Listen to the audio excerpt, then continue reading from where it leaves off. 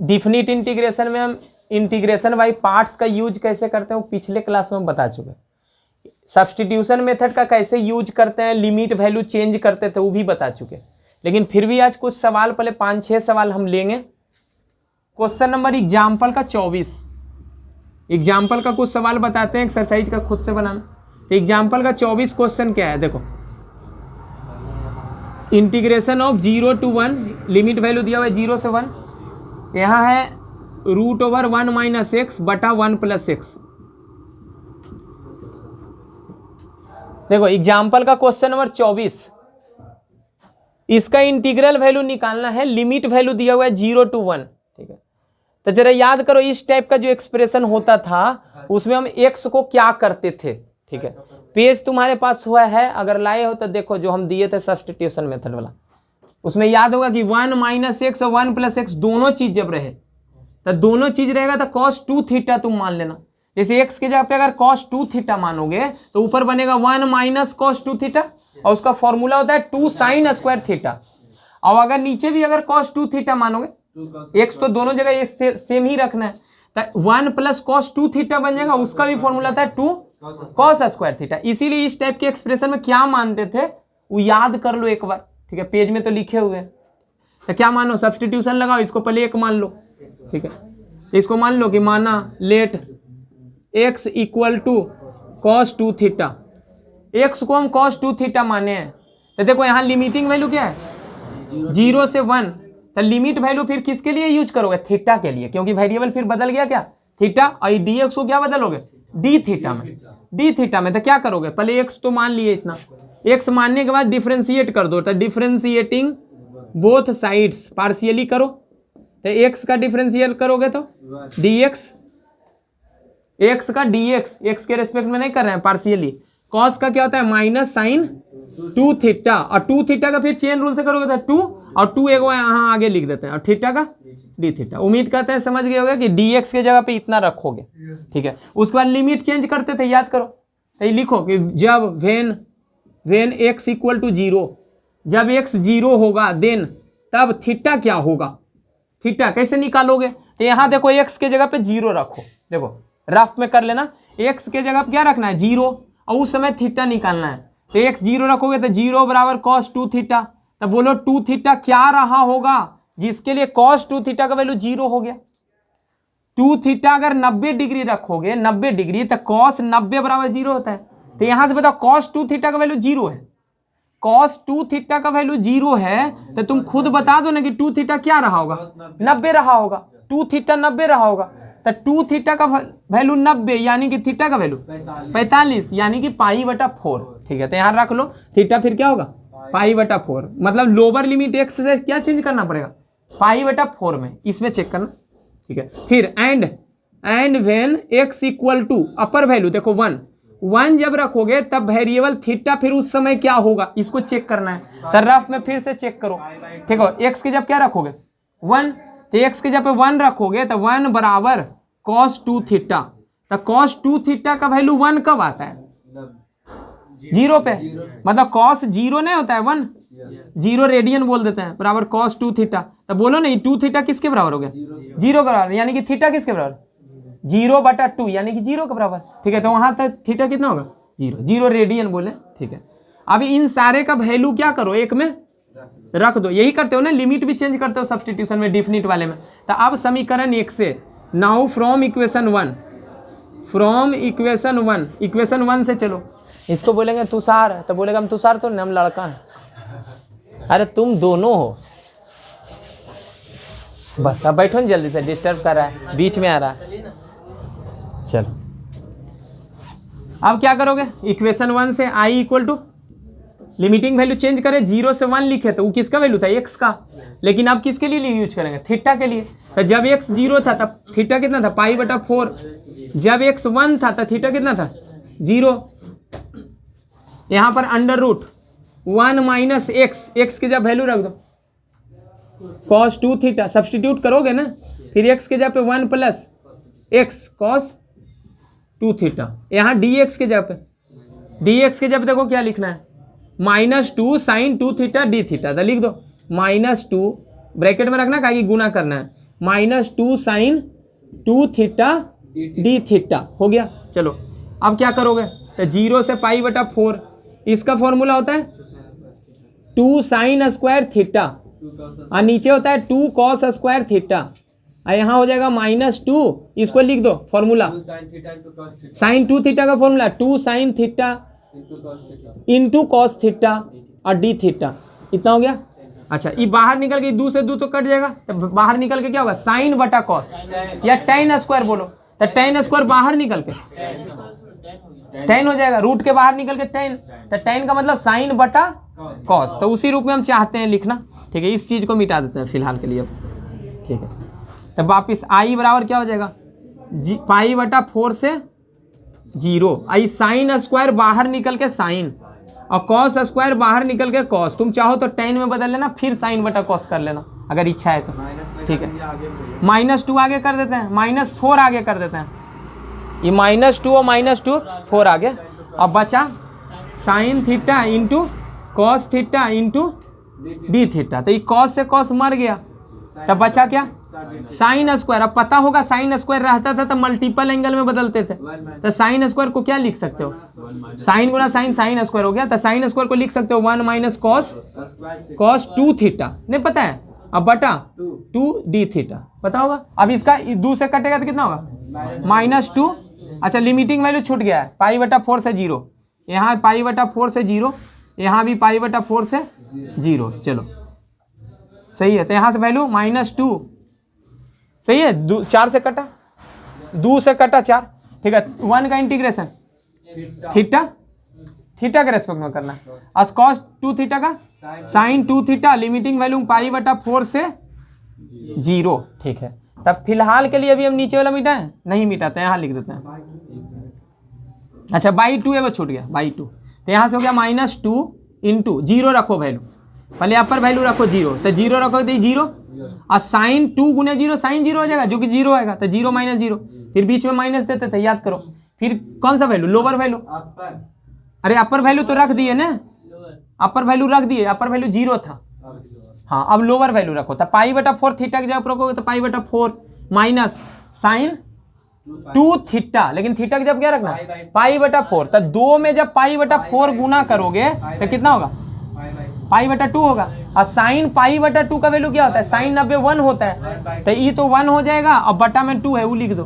ठीक है, तो वैल्यू कितना है, ये तो 0 कुछ डिस्टर्ब नहीं करेगा, ये माइनस माइनस प्लस, तो 2 गुना पाई बटा 4 माइनस हाफ, अब डिस्ट्रीब्यूटिव ला लगा दो, वितरण नियम, इसका गुना इससे पाई बटा 2 और 2 का गुना इससे -1, और यही आंसर होगा इस सवाल का। देखो क्वेश्चन नंबर 36 क्या है, 36 से ऊपर है sine square into cos square, अब बटा में sine cube plus cos cube.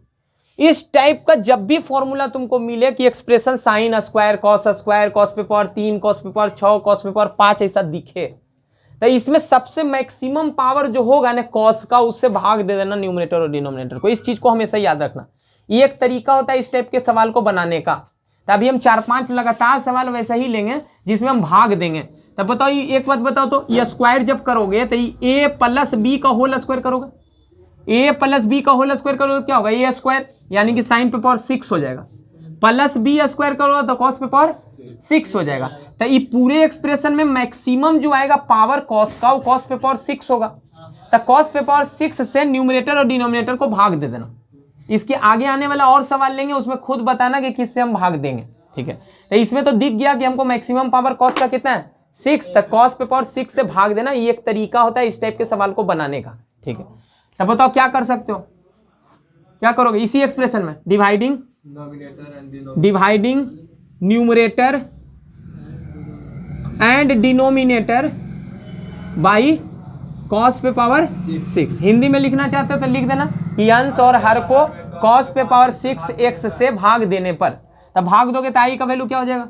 अभी सब्स्टिट्यूशन चेंज नहीं किए हैं, सब्स्टिट्यूट नहीं किए हैं किसी को, इसलिए ऐसा मत समझना कि लिमिटिंग वैल्यू भी बदलेगा।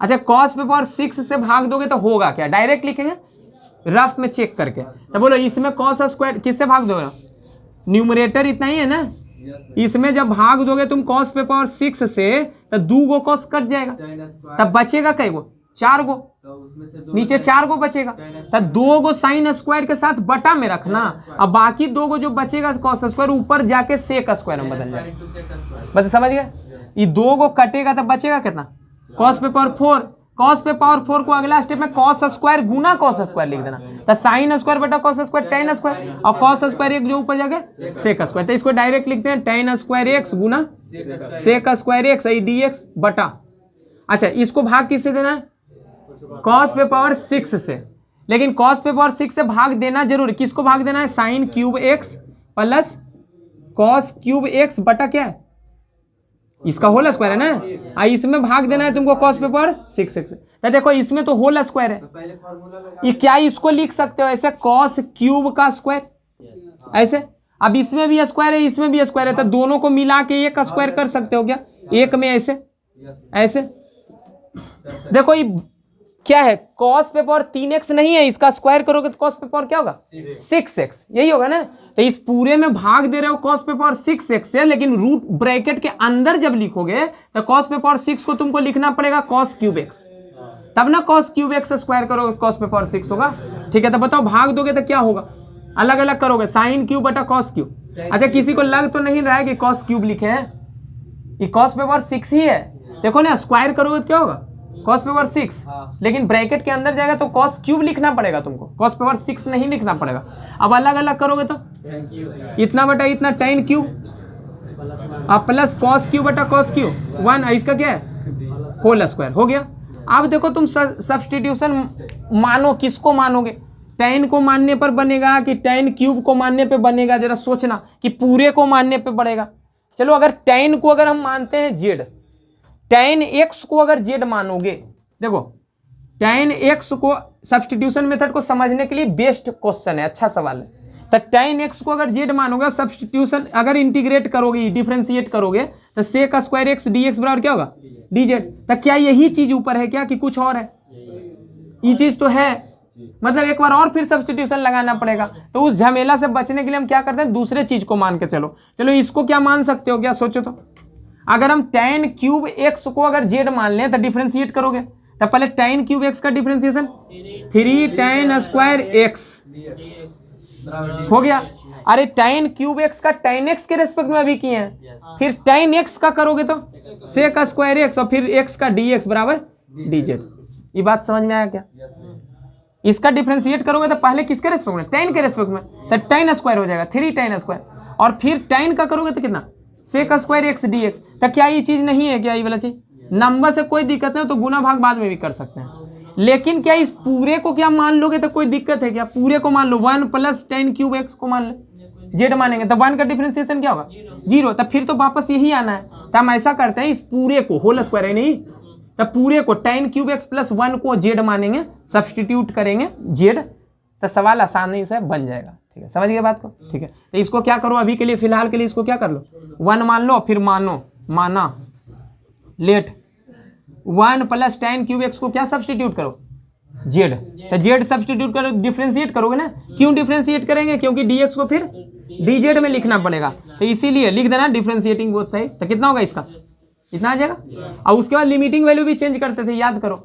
लिमिटिंग वैल्यू चेंज करो, व्हेन जब x का वैल्यू क्या हो 0 तब देन z कितना होगा, z किसको माने हो 1 प्लस tan क्यूब को, 1 प्लस tan क्यूब को, तो 1 प्लस tan क्यूब 0, x के जब क्या रखना 0, तो tan 0 कितना 0, तो 1 प्लस 0 यानी कि z का वैल्यू 1, समझ गए, एंड व्हेन भैया -1 होगा, अच्छा देख लो अच्छे से, माइनस इधर +1 है तो उधर जाके माइनस, z का वैल्यू निकालना है हमको, z का वैल्यू निकालना तो 1 ही आएगा, ठीक है, अच्छा अब x का वैल्यू क्या मानो,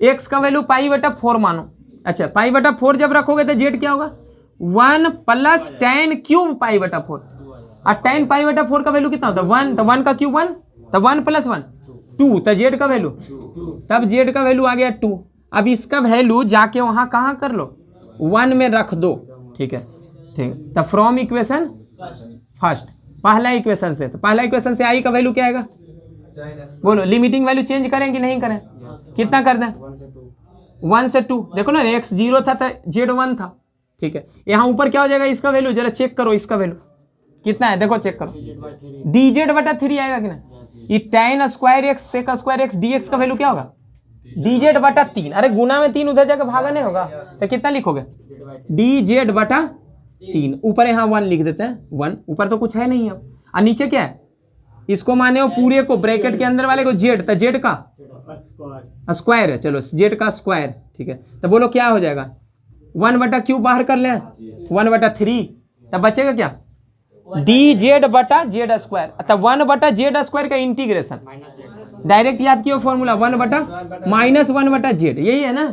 आप फिर लिमिटिंग वैल्यू रखते हो, अरे इंटीग्रेशन कर दिए, 1 बटा z स्क्वायर का क्या होता है, माइनस 1 बटा z, और लिमिटिंग वैल्यू कितना है, 1 से 2। क्या करो, लिमिटिंग वैल्यू रखो तो 1 बटा 3 माइनस ऑफ 1 बटा z का वैल्यू 2, फिर बीच में अपने मन से माइनस, वही देते हो ना। अब लोअर लिमिट दोगे तो पहले पूरे में देना है, तो माइनस भी उसमें है, तो माइनस 1 बटा z की जगह पे 1, तो बोलो ओवरऑल वैल्यू आएगा कितना, 1 बटा 3, minus minus plus, minus half और प्लस 1 में मिलकर क्या बनेगा, हाफ। गुना करोगे तो कितना हो जाएगा, 1/6। यही आंसर होगा इस सवाल का। 37 एग्जाम्पल का इस सवाल हम इंडेफिनिट इंटीग्रेशन में भी बना चुके हैं। जरा याद करो, इस साइन 2x का कुछ वैल्यू लिखे थे, फॉर्मूला बताए थे, साइन 2 थीटा को क्या लिख सकते हो, 2x को, साइन 2x को एक लिख सकते हो cos x plus sine x का होल स्क्वायर माइनस 1, याद होगा। एक ऐसे भी लिख सकते हैं 1 minus cos x minus sine x का होल स्क्वायर, याद होगा। लेकिन याद करो, ऊपर वाला चीज जो है वो किसका डेरिवेटिव है, बस यही तुमको सोचना है। अच्छा, इस चीज को ऐसे भी लिख सकते हो, cos x plus sine x है, यहां पर cos x minus sine x है, इसको तुम चाहो तो sine x minus cos x भी लिख सकते हो। होल स्क्वायर में इसका वैल्यू है, इसका वैल्यू सेम ही होता है, तो इसका ई भी फॉर्मूला यूज किया जा सकता है, एक ही चीज है। अरे a माइनस बी का होल स्क्वायर और b माइनस ए का होल स्क्वायर एक ही चीज होता है, नहीं होता है, a माइनस बी का होल स्क्वायर, b माइनस ए का होल स्क्वायर एक ही चीज होता है। तो इसको ऐसे भी इस फॉर्म में भी हम लिख सकते हैं। अब जरा सोचो कि ऊपर वाला किसका डेरिवेटिव में आएगा, किसका डिफरेंशिएशन ही आता है, किस चीज का डिफरेंशिएशन करोगे तो ऊपर वाला चीज आएगा, इसका करोगे तो आएगा क्या, सोचो तो, इसका डिफरेंशिएशन करोगे तो ऊपर वाला चीज आएगा ही नहीं, आ पाएगा। करके देखो, साइन एक्स का डिफरेंशिएशन cos x और यहाँ माइनस साइन एक्स, तो cos x minus sine x रहता, तब तो ये वाला फॉर्मूला यूज करते, साइन 2x के जगह पे ये वाला चीज लिखते। इसका देखो, ये वाला चीज को रखो, इसका डिफरेंशिएशन करो, साइन का डिफरेंशिएशन cos x, अब cos x का होता है माइनस साइन एक्स, लेकिन आगे माइनस है तो क्या बना देगा, प्लस साइन एक्स। अब क्या यही चीज है क्या ऊपर, तो तुमको पता चल रहा है साइन 2x को तुम लिखोगे किस रूप में, किस रूप में लिखोगे। सबसे पहले ऐसा करो, इसको i मान लो, ठीक है, तो i इक्वल टू, तो बोलो सबसे पहले sine x plus cos x dx, ऊपर जो है वो किसका डेरिवेटिव है, ऊपर जो चीज है वो किसका डेरिवेटिव है, sign x minus cos x। बस ये साइन 2x को तुम उसी रूप में बदल दो, पहले भी बताए थे इंडेफिनिट वाले में। तो इसको क्या लिखोगे, याद नहीं रखोगे तो सवाल नहीं बना पाओगे, तो पहले लिमिटिंग वैल्यू रख देते हैं। यहाँ इसको क्या लिखोगे, 1 minus sign x minus cos x का होल स्क्वायर, करोगे तो यही चीज आएगा। इसका डिटेल कर लो, विश्वास नहीं है तो A square plus B square minus 2 भी करो, पूरा ये इतना ही आ जाएगा, ठीक है, बता चुके हैं बहुत बार। अब क्या करोगे, अब सब्स्टिट्यूशन लगाओगे, तो इसको तो आगे वाला चीज इसको मिटा देते हैं,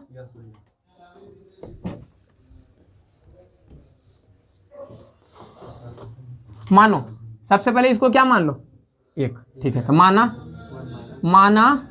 क्या मानोगे, sign x minus cos x को न मानोगे कुछ, तो मान लो इसको टी जेड जो मानना है, चलो टी मान लो, जेड मान ले, चलो ठीक है, जेड मान लेते हैं, जेड डिफ्रेंशिएट कर दो, दोनों ओर अवकलित करने पर लिख देना पूरा, अवकलित करने पर।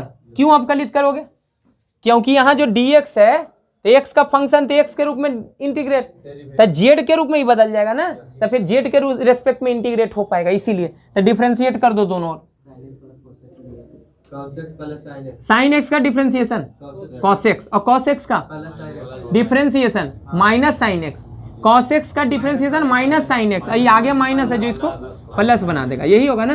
और फिर x का dx और z का dz, ये रख दिए। लेकिन अब लिमिट भी चेंज करते थे, याद करो, ठीक है, तो क्या लिखोगे, जब जब x बराबर क्या पाई बटा 6 का मतलब 30 डिग्री होता है ना, 180 बटा 6 30 डिग्री, तब तब तब z क्या होगा? देखो अब वेरिएबल बदल गया, z आ गया, तो z का वैल्यू क्या होगा? तो साइन 30 माइनस कॉस 30 वही होगा ना। अरे साइन पाई बटा 6 माइनस क्या होगा?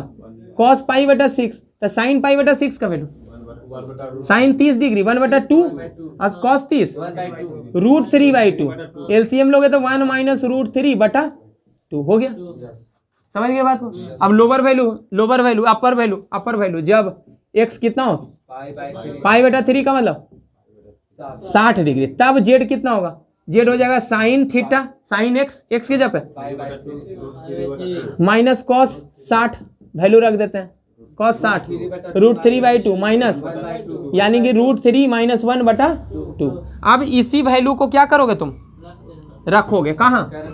समीकरण 1 में। तो समीकरण 1 में या 1 से डायरेक्ट लिख देते हैं। चलो आई बराबर क्या होगा? लिमिट वैल्यू बदले कि नहीं बदले? कितना इसके जगह पे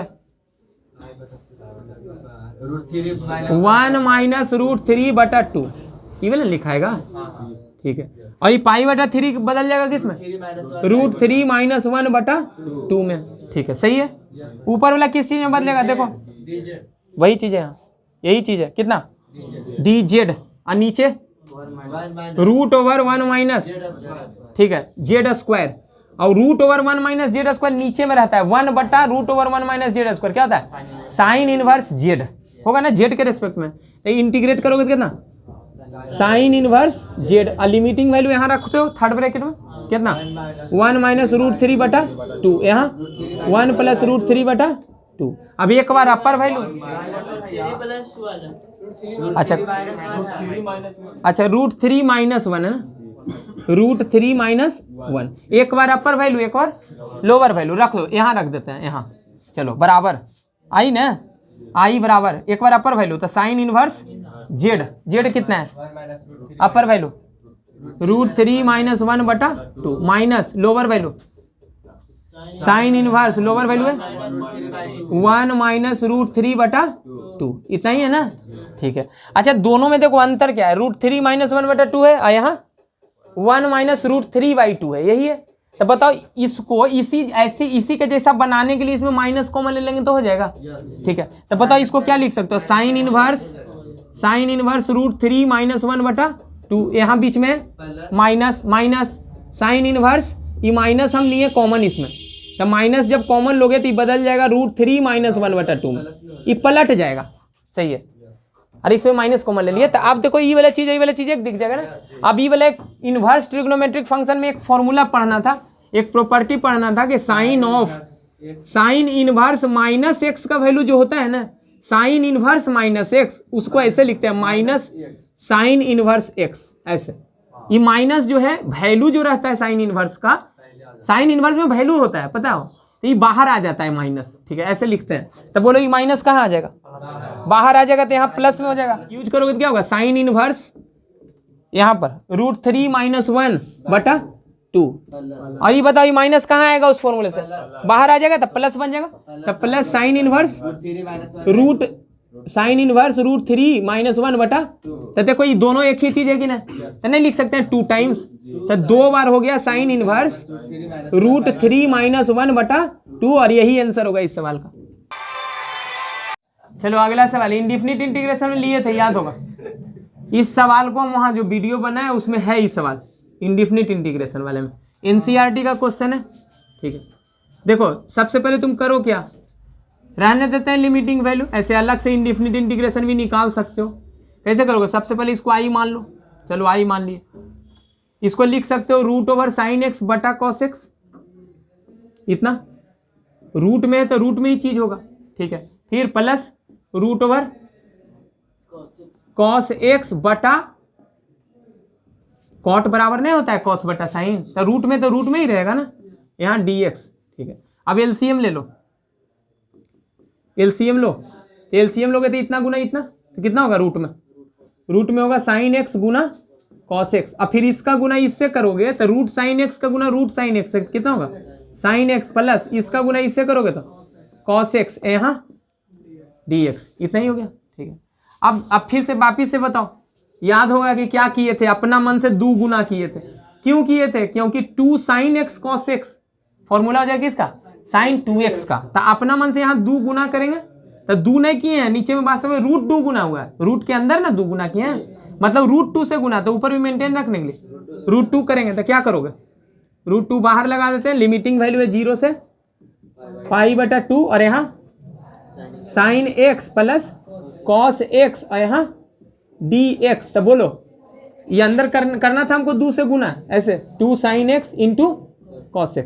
देखो sin x गुना cos x था, अपने मन से इसमें किससे गुना किया, 2 से। तब वास्तव में डिनोमिनेटर में किससे गुना किए, √2 से, रूट के अंदर ना गुना किए तो √2 से जब गुना किए तो मेंटेन रखने के लिए ऊपर भी √2 से मेंटेन रखोगे। अब बताइए क्या लिखोगे, इसको यहाँ लिख देता है, इसको क्या लिख सकते हो, √2, लिमिटिंग वैल्यू है 0 से π/2, ऊपर है sin x plus cos x dx। अब खुद बोलो कि फॉर्मूला किसका है, sin 2x का। तो इसके पहले लिखे थे कि sin 2x का बहुत सा रूप होता है, sin 2x को ऐसे लिख सकते हो, cos x plus sin x का होल स्क्वायर -1। फिर तुम लिख सकते हो 1 minus cos x minus sin x का होल स्क्वायर। अब ऐसे भी लिख सकते हो sin x minus cos x।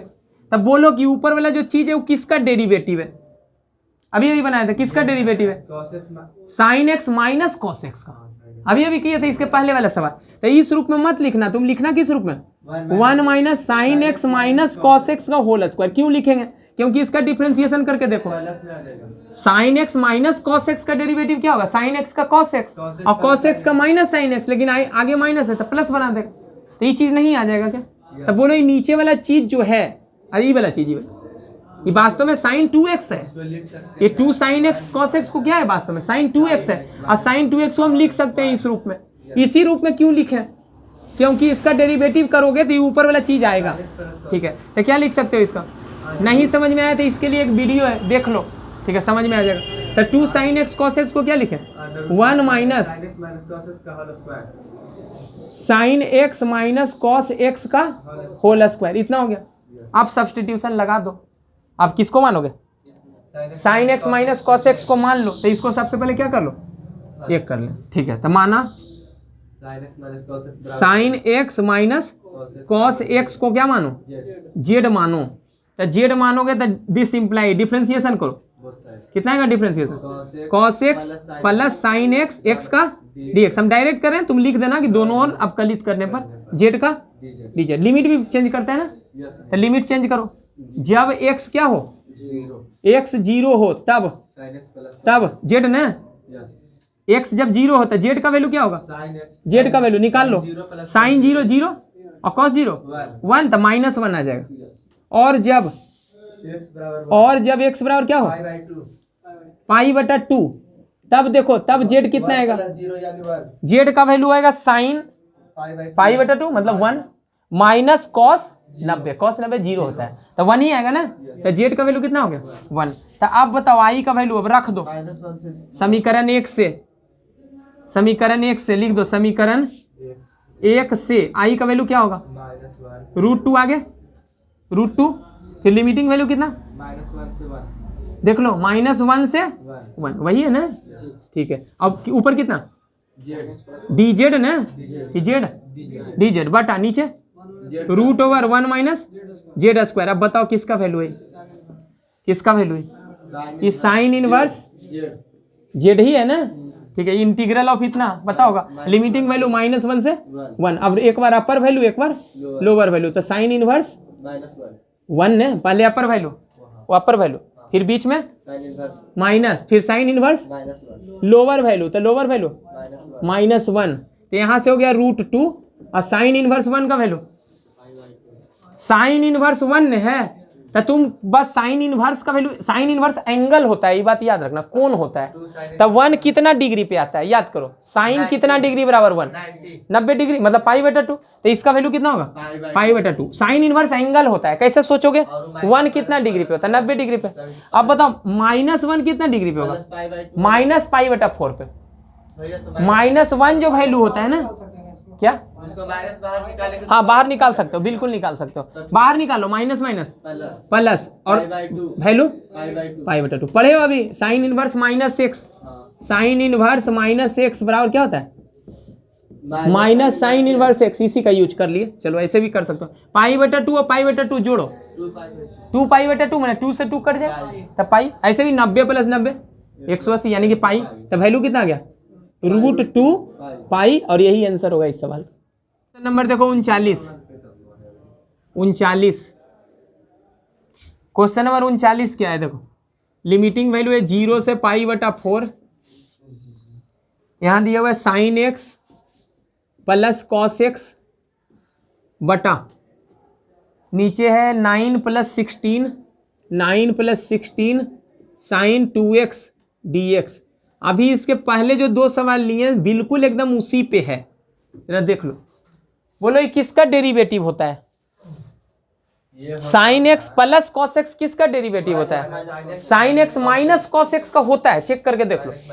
Sign x minus x का, sign x minus cos x का डिफरेंशिएशन करोगे तो यही आएगा। तब तुम सोच लो यहाँ साइन 2x आया है क्या? तो इस साइन 2x को तुमको बदलना पड़ेगा। किस रूप में? साइन 2x का अभी फॉर्मूला बताया, साइन 2x का अभी फॉर्मूला एक बताया कि 1 minus sign x minus cos x वाला यूज करना। इसका सोल्व करोगे तो यही आएगा। क्यों यूज करना है तो समझ में आ गया होगा। तीसरा सवाल है इस पे। तो 0 से पाई बटा 4, ऊपर है sine x plus cos x dx और नीचे जो है 9 + 16 और ये जो साइन 2x है उसको क्या लिखे?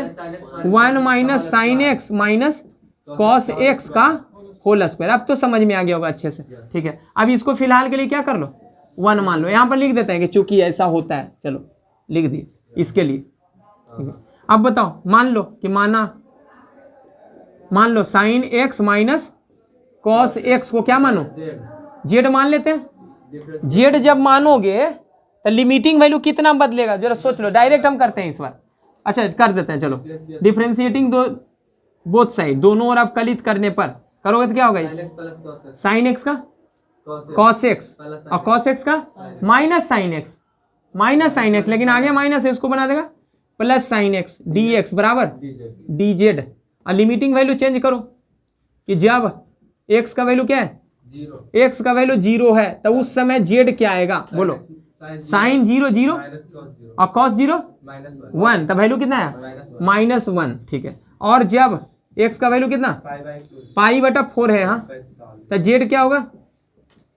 z होगा साइन 45 माइनस कॉस 45, दोनों सेम होता है। साइन 45 कॉस 45 दोनों 1/√2 होता है, तो घटाओगे तो कितना होगा? 0। लिमिटिंग वैल्यू चेंज होगा। अब क्या करोगे? समीकरण 1 से, ठीक है, समीकरण 1 से क्या लिखोगे? हम हमेशा जो मानते हैं उसको ब्रैकेट में घेर देते हैं, ठीक है। तो आई का वैल्यू, लिमिटिंग वैल्यू चेंज करो, बोलो। -1 से 0, -1 से 0, ऊपर dz, नीचे 9 + 16 ब्रैकेट के अंदर 1 माइनस z का स्क्वायर। यही था ना? देख लो अच्छे से, यही कि गलत कर दिए? ठीक। चलो इसके बाद क्या करोगे? 9 और 16, 16 गुने 1 16, 25 और 16 गुने z स्क्वायर 16 z स्क्वायर नहीं हो जाएगा? तो कितना होगा? -1 से 0 और ऊपर dz और नीचे 25 को लिख सकते हो 5 का स्क्वायर और 16 का गुना 4z स्क्वायर, तो लिख दिया ऐसे करके 4z का होल स्क्वायर। नहीं लिख सकते हैं? अब बताओ फॉर्मूला इस रूप का है कि नहीं, जरा देखो तो। dx बटा √a² माइनस x स्क्वायर नहीं है इसमें? अच्छा रूट में नहीं है, ऐसे है, ऐसे इस रूप में। तो इसका फॉर्मूला क्या था?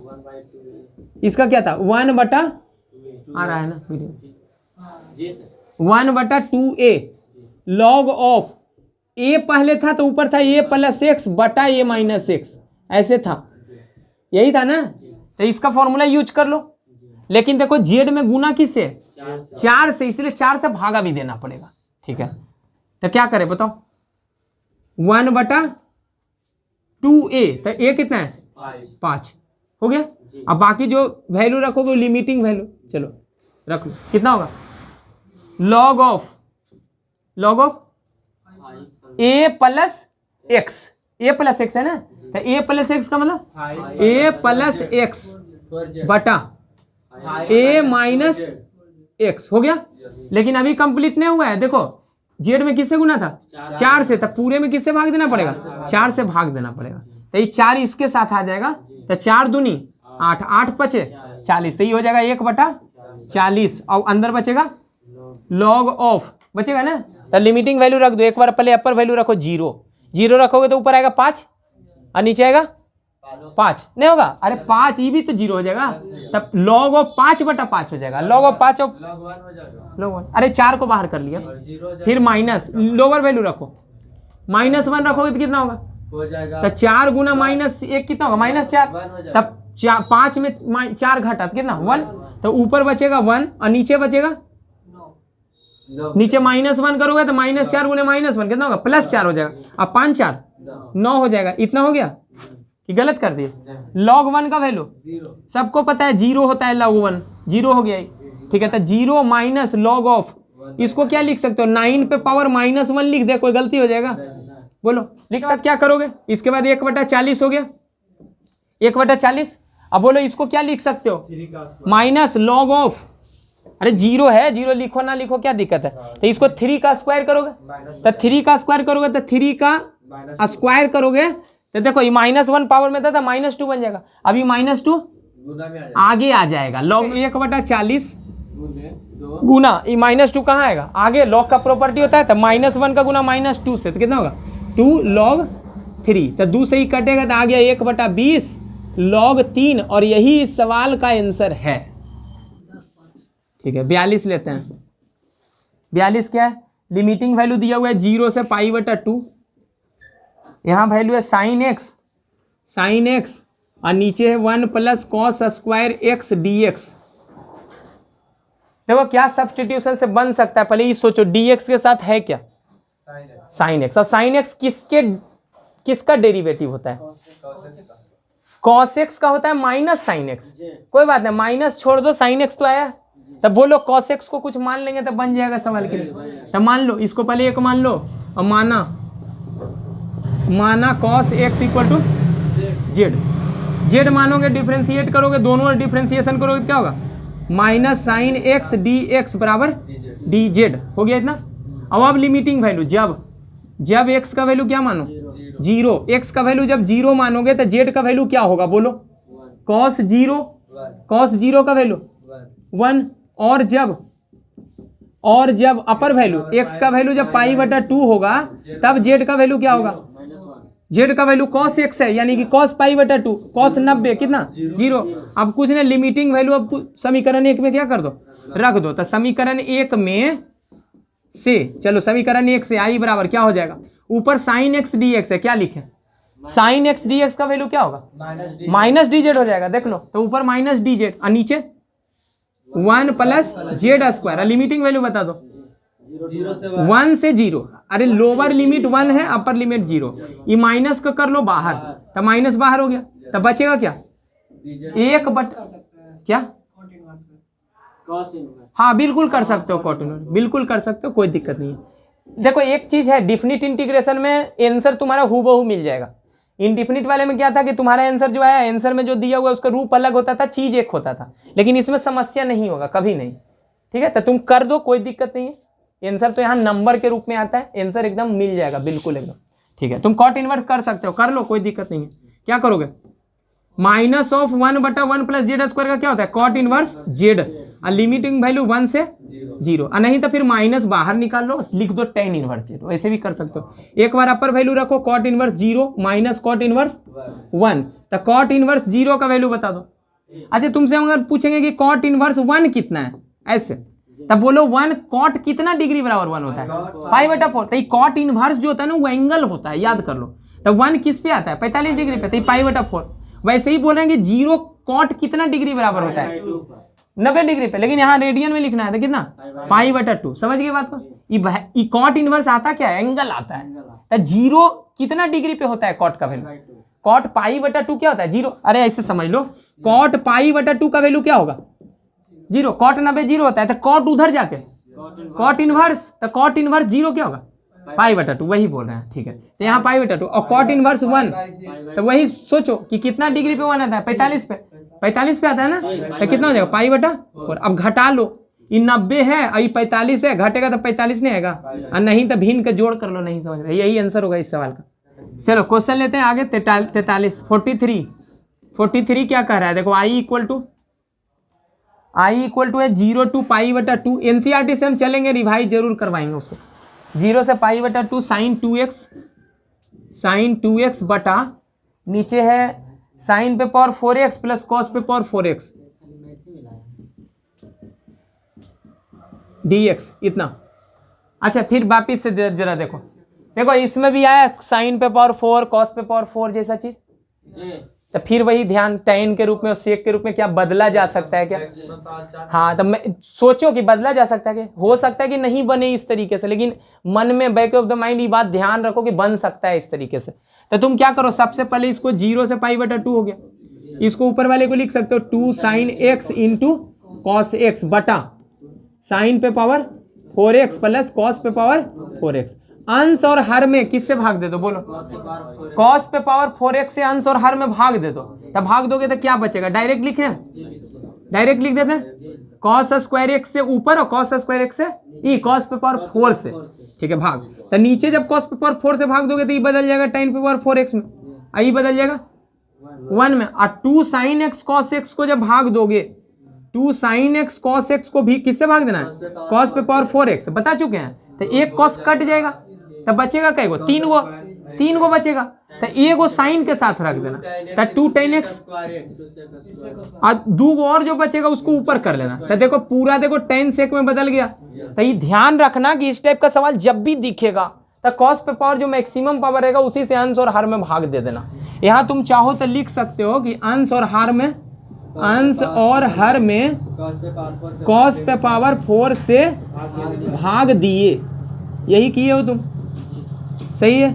चलो इसके बाद जरा सोचो किसको माने, tan पे पावर 4 को मानने से क्या बात बनेगी, क्या सब्स्टिट्यूशन, सोचो कि tan को मानने से बात बनेगी कि tan स्क्वायर को मानने से बात बनेगी, 3 कुछ चीज सोचो क्या सब्स्टिट्यूट करें। अगर tan को मानोगे, tan x को मानोगे z, तो आएगा कितना, सेक स्क्वायर एक्स dx आएगा, जबकि यहाँ कुछ और है नहीं है, तो क्या ये पूरे को मानने पे बनेगा क्या, बस यही सोचना कि 1 प्लस tan पे पावर 4x को अगर z मान लो तो डिफ्रेंशिएट करोगे तो इसका क्या होगा, 4 tan क्यूब x होगा, और फिर tan x का सेक स्क्वायर x। तो क्या ऐसा है क्या, नहीं, तो इससे भी बात नहीं बनेगी। अब जरा सोचो इसको क्या ऐसे भी लिख सकते थे क्या, 2 tan x sec square x dx, इसको देखो, इसको लिख 1 को पहले लिख देते हैं 1 को, इसको लिख सकते हो tan स्क्वायर x का होल स्क्वायर। तो सब्स्टिट्यूशन में तुमको यही ध्यान रखना कि किसको मानने से बात बन जाएगी। तो dx के साथ है क्या, tan x है और सेक स्क्वायर x, तो tan स्क्वायर x को जरा z मान के देखो, तो tan स्क्वायर x को z मानोगे तो क्या होगा, देखो tan स्क्वायर x को अगर z मानोगे तो दोनों डिफ्रेंशिएट करोगे, यही करोगे ना। तो देखो tan स्क्वायर x को मानोगे तो बात बनेगी, देखो ऐसा करे तो दोनों डिफ्रेंशिएट करने पर, दोनों और अवकलित करने पर करोगे तो कितना होगा इसका differentiation, 2 tan x into sec square x dx बराबर dz। तो अब देखो एकदम हूबहू वही चीज है, ठीक है। तो इसका मतलब ये सही है, किया हुआ सब्स्टिट्यूशन सही है, ठीक है। तो बस यही तुमको हीट एंड ट्रायल से सोच लेना कि किसको मानोगे, tan x को मानोगे तब बात बनेगी, tan स्क्वायर को मानने पे बात बनेगी, कि पूरा को मानने पे बात बनेगी, बस यही तुमको सोचना है। तो आइडिया किससे लगेगा, dx के साथ में जो ऊपर है उससे आइडिया लगेगा। तो tan स्क्वायर x मानने पर सवाल बन रहा है, ठीक है। इतना मानने के बाद क्या करोगे, अब लिमिट भी बदलोगे, ठीक है। तो आप लिखते हैं, यहाँ लिखते हैं अब यदि, हाँ लिखते हैं यदि जब, अच्छा ये 0 से पाई बटा 2, लिमिट बदलोगे जब x बराबर 0 और जब x बराबर 0, तब वेरिएबल कौन बदल गया, z ना, तो z कितना हो जाएगा 0, और जब x बराबर कितना पाई बटा 2, तब कितना होगा z का वैल्यू, अरे इसको माने हो ना, तो z का वैल्यू क्या होगा, tan स्क्वायर पाई बटा 2, और tan पाई बटा 2 होता है अपरिभाषित, याद करो अनडिफाइंड होता है, तो उसको खाली इन्फिनिटी लिख दो, ऐसे इन्फिनिटी वैसे लिख देते हैं, ठीक है। इन्फिनिटी किसी के इक्वल नहीं होता है, इसलिए इक्वल टू नहीं देते, टेंड्स टू इन्फिनिटी। ठीक है, समझ गए? इन्फिनिटी किसी एग्जैक्ट नंबर के बराबर नहीं होता, इसलिए जेड बराबर इन्फिनिटी नहीं लिखते हैं, टेंड्स टू इन्फिनिटी लिख देते हैं। ठीक है, अब इस पूरे चीज को वहां क्या कर दो, समीकरण को सब्सटीट्यूट कर दो, तो डायरेक्ट हम लिखते हैं समीकरण 1 से आई का वैल्यू, आई कितना हो जाएगा, लिमिट एक्स जब 0 था तो जेड क्या था 0, तो 0 चेंज होके क्या हो जाएगा 0, 0 ही रहेगा, और π/2 चेंज के होके क्या होगा, जेड का वैल्यू इन्फिनिटी, अपरिभाषित जिसको बोले। ठीक है, इन्फिनिटी, तो ऊपर कितना हो गया, ऊपर ई वाला वैल्यू देखो यहाँ निकाल चुके हैं, डी जेड, और नीचे 1 प्लस जेड स्क्वायर। अब बताओ किसका है, tan इनवर्स जेड होता है ना, tan inverse Z, lower limit 0, अपर वैल्यू इन्फिनिटी, तो एक बार वैल्यू कहाँ रखोगे, इन्फिनिटी, अपर वैल्यू रखोगे नहीं होगा, माइनस tan इनवर्स 0, तब फिर ये तो वैल्यू है ना, तो इन्फिनिटी वैल्यू कितना डिग्री पे आता है, 90 पे आता है, मतलब π/2 पे आता है। याद रखो कि इनवर्स एंगल निकलता है, एंगल देता है। ठीक है, माइनस 0 कहां पर आता है, ये 0 डिग्री नहीं है, 0 वैल्यू है, तो tan इनवर्स 0, 0 कितना पे आता है, 0 पे आता है, रेडियन में भी नहीं है, वैल्यू है, 0 नंबर है, एक संख्या, रियल नंबर है, तो वैल्यू ओवरऑल कितना होगा, π/2, यही इस सवाल का आंसर है। क्वेश्चन नंबर 45 क्या है, देखो आई इक्वल टू 0 से π/2 लिमिटिंग वैल्यू है, यहाँ दिया हुआ है cos स्क्वायर एक्स dx बटा cos square x plus 4 sin square x. बोलो पिछले सवाल की तरह ही भी है कि नहीं, देखो ये पूरे में देखो मैक्सिमम cos पे पावर कितना है, 2, तो cos पे पावर 2 से तुम न्यूमरेटर और डिनोमिनेटर दोनों में भाग दो, न्यूमरेटर और डिनोमिनेटर दोनों में cos स्क्वायर से भाग दो, इस पैटर्न का बना चुके हैं, पहचान लो इस टाइप का। तो cos स्क्वायर से भाग दोगे तो ऊपर क्या बचेगा, cos स्क्वायर से cos स्क्वायर कट जाएगा, नीचे जब cos स्क्वायर से भाग दोगे तो 1 प्लस 4 tan स्क्वायर x, यही हो गया। क्या किए यहाँ लिख दो, अंश और हर में cos स्क्वायर x से भाग देने पर लिख दो, हो गया। अब देखो इसको क्या लिख सकते हो, लिमिटिंग वैल्यू है 0 से π/2, यही है।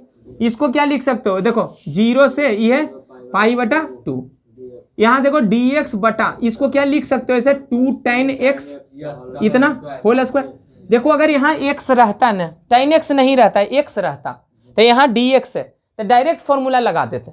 ठीक है, लेकिन यहाँ 2 tan x है, और देखो 1 प्लस जेड स्क्वायर के रूप का ही, 1 प्लस जेड स्क्वायर, तो सोचो इसको हम क्या मान लें। याद करो इस टाइप का सवाल जब होता था ए स्क्वायर प्लस एक्स स्क्वायर के जैसा था, याद करो नहीं, एक्स को मानते थे ए tan थीटा, सब्सटीट्यूशन लगाते थे ए tan थीटा, नहीं याद है, अरे ए स्क्वायर प्लस 1 एक्स स्क्वायर के रूप का रहता था, तो एक्स को क्या सब्सटीट्यूट करते थे ए tan थीटा, तब ए tan थीटा रखोगे तो ए स्क्वायर tan स्क्वायर, फिर ए स्क्वायर कॉमन हो जाएगा, तो ब्रैकेट में बचेगा 1 माइनस tan स्क्वायर, आज इसका फॉर्मूला हो जाएगा सेक स्क्वायर थीटा। समझ गए होगे? तब बोलो यहाँ पर 2 tan x है और ए के जगह पे 1 है, तो सोचो इसको अगर हम जेड मान लें पूरे को, 2 tan x को अगर मान लो, अगर 2 tan x को अगर कुछ मान लो जेड मान लो, अच्छा इस पे नहीं है, इस पे नहीं, बिल्कुल इसको अगर पूरे को जेड मान लो तो ये क्या दिखेगा 1 प्लस जेड स्क्वायर, और 1/1 प्लस जेड स्क्वायर का इंटीग्रल तुम जानते हो, गड़बड़ हो जाएगा थोड़ा सा, फिर से देखो यहाँ इस रूप का है, इस रूप का है, तो 2 tan x को अगर तुम जेड मान लो, तो 2 tan x को अगर जेड मानोगे तो 1 प्लस जेड स्क्वायर हो जाएगा, और 1 प्लस जेड स्क्वायर नीचे में जब रहेगा तो इसका इंटीग्रल हम जानते हैं क्या होता है, tan इनवर्स जेड होता है। ठीक है, तो इसीलिए हम क्या कर रहे हैं, अब सब्सटीट्यूशन लगाते हैं, 2 tan x को जेड मान लें, 2 tan x को अगर जेड मानोगे तो 1 प्लस जेड स्क्वायर होगा, और 1/1 प्लस जेड स्क्वायर का इंटीग्रेशन फिर कर पाएंगे tan इनवर्स जेड।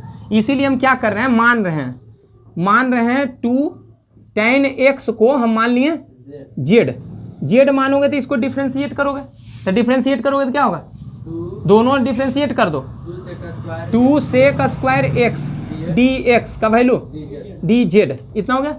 अब यहाँ से क्या करो, पूरे चीज को x में बदल दो, 2 इसको क्या लिख सकते हो, 1 प्लस tan स्क्वायर लिख सकते हो, sec स्क्वायर को क्यों लिख रहे हैं, क्योंकि हमको tan x का वैल्यू पता है, कितना पता है, z/2, इसीलिए हम ऐसा कर रहे हैं, बराबर dz।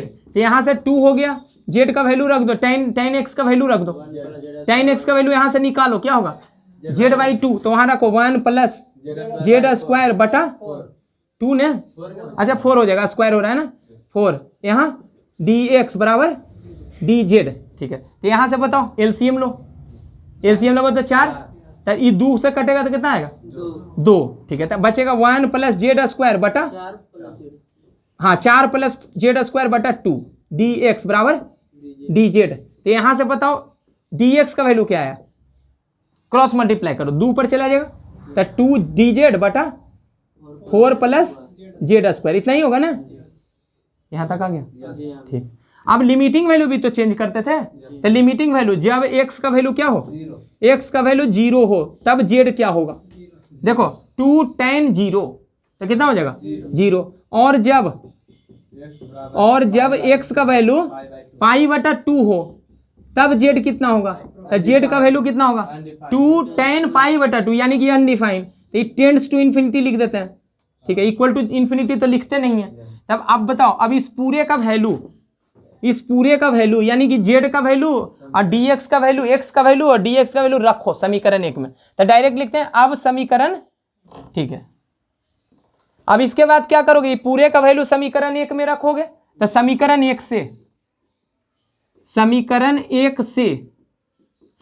से क्या लिखोगे, i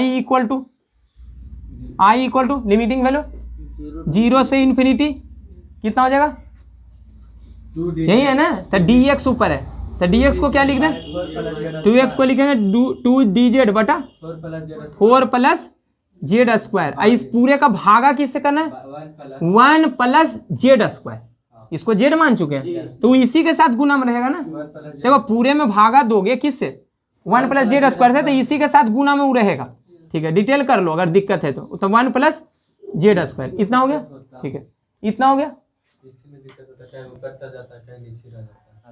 आगे अब क्या कर सकते हो, देखो अब देखो पार्शियल फ्रैक्शन जैसा चीज है, पार्शियल फ्रैक्शन होगा तो इसको करना क्या, 2 को तो तुम बाहर कर सकते हो, तो 2 को फिलहाल हम बाहर कर रहे हैं, तो बचेगा कितना 0 से इन्फिनिटी।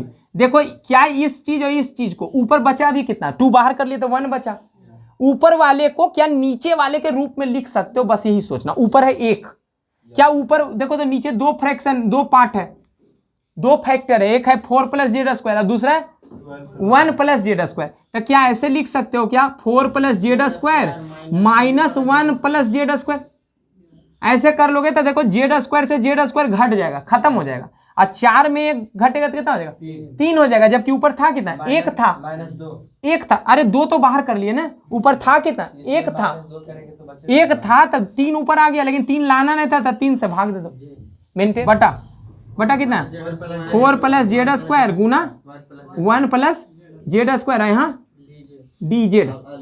अब क्या करोगे, अलग अलग कर दो, अलग अलग करोगे तो 2 फ्रैक्शन में बटेगा, ठीक है, ये अलग अलग फ्रैक्शन में बांटने को ही पार्शियल फ्रैक्शन कहते हैं, ठीक है, जो अभी हम नहीं बताए, ठीक है। तो इसके बाद क्या करोगे, अलग अलग इंटीग्रेशन, तो इंटीग्रेशन 0 से इन्फिनिटी, इतना बटा इतना करोगे तो क्या होगा, इतना बटा इतना करोगे पूरा तो कट जाएगा, बचेगा कितना 1 प्लस जेड स्क्वायर बचेगा, इतना बचेगा, और फिर माइनस इतना बटा जब इतना करोगे तो क्या बचेगा 1 बटा 4 प्लस जेड स्क्वायर बचेगा, dz हो गया, ऐसे ही ना, तो 2 बटा 3, यहां से अब इसका इंटीग्रेशन बताओ, tan इनवर्स जेड, इसका क्या होगा, ये 2 का स्क्वायर है ना, तो 1 बटा 2 का स्क्वायर है, चलो ये ऐसे लिख ही देते हैं 2 का स्क्वायर, तो A square plus x square का नहीं याद है इसका इंटीग्रेशन, 1 बटा ए स्क्वायर प्लस एक्स स्क्वायर का क्या था 1 बटा ए tan इनवर्स एक्स बटा ए, यही था ना, तब बस इसी चीज का यूज करो, तो कितना लिखे 1 बटा ए कितना ए 2 है 4 नहीं है, tan इनवर्स एक्स के जगह जेड बटा 2, और लिमिटिंग वैल्यू 0 से इन्फिनिटी, यही है ना। तो एक बार रखो अपर वैल्यू, एक बार रखो लोअर वैल्यू, तो जल्दी से रखते हैं, अपर वैल्यू इसमें रखेंगे माइनस और लोअर वैल्यू इसमें रखेंगे, तब पहले लोअर वैल्यू 0 रखोगे तो tan इनवर्स 0 माइनस ये tan इनवर्स 0 कितना होगा 0, तो ये भी कितना बनेगा 0, तो लोअर वैल्यू रख दिए, अपर वैल्यू रखो इन्फिनिटिव, तो tan इनवर्स इन्फिनिटिव कितना होता है π/2 माइनस tan इनवर्स इन्फिनिटिव रखोगे, ई पाई कितना रखोगे इन्फिनिटिव, तो tan इनवर्स ही पूरा इन्फिनिटिव ही बनेगा ना। अरे इन्फिनिटिव बटा 2 भी इन्फिनिटिव ही मानते हैं, समझ गए। तो tan इनवर्स इन्फिनिटिव कितना पाई बटा 2, पाई बटा 2 का गुना 1/2 से तो कितना बन जाएगा पाई बटा 4 बन जाएगा, नहीं बनेगा। ये पाई बटा 2 है, पाई बटा 2 में कितना घट रहा है पाई बटा 4, तब 90 में 45 घटेगा कितना होगा 45, तब पाई बटा 4 का गुना इससे हुआ, 2/3 का गुना पाई बटा 4 से हो गया, तो कितना बन गया 2 से कट जाएगा, तो पाई बटा 6। और यही इस सवाल का आंसर है।